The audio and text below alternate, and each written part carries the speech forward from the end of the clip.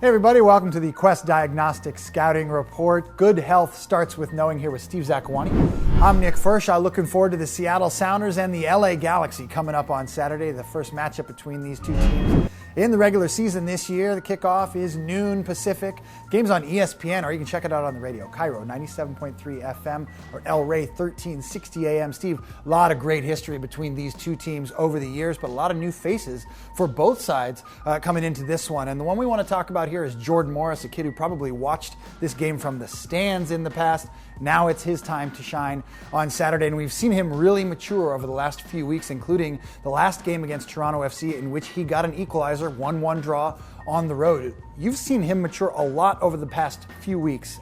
How did he change his game against Toronto on Saturday? You know, for most of the season, Jordan Morris, when he's got into attacking spots, he's been very indecisive. You see an example here, he's pretty much clean through on goal, and you want to see him take a touch, drive at the defender, he's one-on-one. Instead, he stops, slows down, passes the ball to Aaron Culver, kinds of hands off that responsibility, and nothing comes it for the Sounders. All of a sudden, when you get a goal, it breeds confidence. The run by Jordan Morris is great in Toronto. The turn, the finish, it's all good. What I like about this, not once does he look up looking for help. Not once does he look up even to look at the goal. He knows where it's at, he turns, the spin is tremendous, and the finish is even better. And after that, he's been a different player. Another example here, he's in his own half when he receives the ball, and no looking for help here. He pushes it forward. I mean, guys are bouncing off him, and I love what he does here. The presence of mind to look up, see Nelson Valdez in space, finds him, and Valdez is unlucky, the shot gets blocked.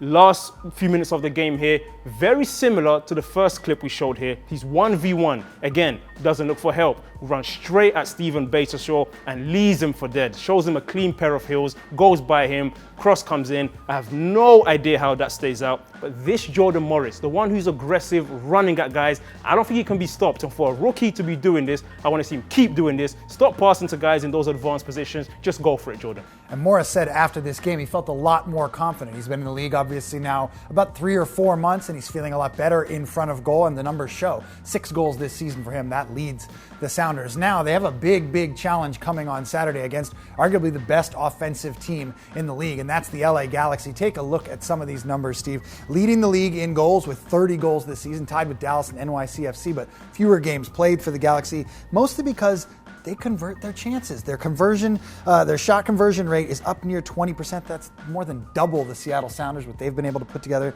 this year. And every 51 minutes, the Galaxy get a goal. That's tops in the league. And when you look at the personnel this team has, it's no surprise. They have spent a lot of money on their offensive talent. Gio Dos Santos, his first full season with the Galaxy, 7 goals this year. Robbie Keane's missed time for injuries and the Euros, 5 goals. Mike McGee's a former league MVP, 5 goals. Gyasi Zardes also there. And oh, by the way, Steven Gerrard has a few goals this year. How do you stop the Galaxy? It's very difficult, and I think they have the perfect balance and a DP signing in Robbie Keane. He's a guy who's come to the league, accomplished a ton in Europe, but he cares. You watch him out there and he's pointing at guys, he's in people's faces, he's closing defenders down, never once complains about playing on turf. He's kind of a guy who's almost just like a normal MLS player, except he's a DP, except he's super talented, and I think everything kind of starts and goes with him. Gio Dos Santos, he's had a pre-season now, he's got more used to his teammates, staying with Steven Gerrard, and they're really finding their groove now. Mike McGee has been a top scorer and an MVP in this league, and look at what he's doing too, and Zardes. So